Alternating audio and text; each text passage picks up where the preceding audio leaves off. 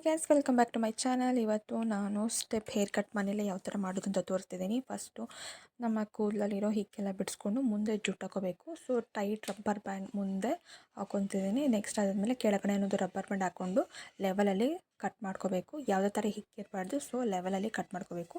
ಇವಾಗ ನಾನು this is 5 step or 4 step hair cut. So first ಸ್ಟೆಪ್ನ ನಾನು ಹಿಂದೆ ಕ್ಲಿಪ್ ಹಾಕಿ ಇಟ್ಕೊಂಡೆ. ಸೆಕೆಂಡ್ ಸ್ಟೆಪ್ನ ತೊಗೊಂಡೆ. ಫಸ್ಟ್ ಸ್ಟೆಪ್ ಏನಿತ್ತು ಅದಕ್ಕಿಂತ 2 ಇಂಚ್ ಜಾಸ್ತಿ ಕಟ್ ಮಾಡ್ಕೋಬೇಕಾಗುತ್ತೆ. ನೆಕ್ಸ್ಟ್ ಅದೇ ಥರನೇ ಈಗ ಥರ್ಡ್ ಸ್ಟೆಪ್ಪು, ಸೆಕೆಂಡ್ ಸ್ಟೆಪ್ಪಿಗಿಂತ ಥರ್ಡ್ ಸ್ಟೆಪ್ಪಲ್ಲಿ ಎಕ್ಸ್ಟ್ರಾ 2 ಇಂಚನ್ನ ಕಟ್ ಮಾಡ್ಕೋಬೇಕಾಗತ್ತೆ. ನೆಕ್ಸ್ಟ್ ಇವಾಗ ಫೋರ್ತ್ ಸ್ಟೆಪ್ಪಲ್ಲಿ ಅಷ್ಟೇ ಸೇಮ್ ಥರ್ಡ್ ಪಾರ್ಟಿಗಂತ 2 ಇಂಚು ಎಕ್ಸ್ಟ್ರಾ ಕಟ್ ಮಾಡ್ಕೋಬೇಕಾಗುತ್ತೆ, ಅದಕ್ಕಿಂತ ಎಕ್ಸ್ಟ್ರಾ. ಸೊ ಇವಾಗ ನಾನು this is 5th step, last step. So ನೋಡಿ ಎಷ್ಟು ಚೆನ್ನಾಗೆಲ್ಲ ಲೆವೆಲ್ ಬಂದಿದೆ. ಈಗ ನಾನು ಬಿಚ್ಚಿ ತೋರಿಸ್ತಾ ಇದ್ದೀನಿ.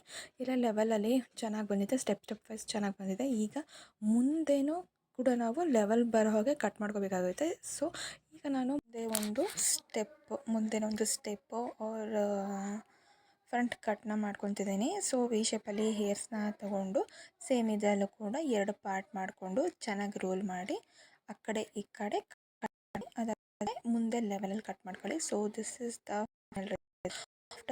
ಈ ಥರ ಕಾಣಿಸ್ತಿದೆ ನನ್ನ ಹೇರ್ಸ್. ತುಂಬಾ ಇಷ್ಟ ಆಯಿತು. ವಿಡಿಯೋ ಇಷ್ಟ ಆಗಿದೆ ಲೈಕ್ ಮಾಡಿ, ಸಬ್ಸ್ಕ್ರೈಬ್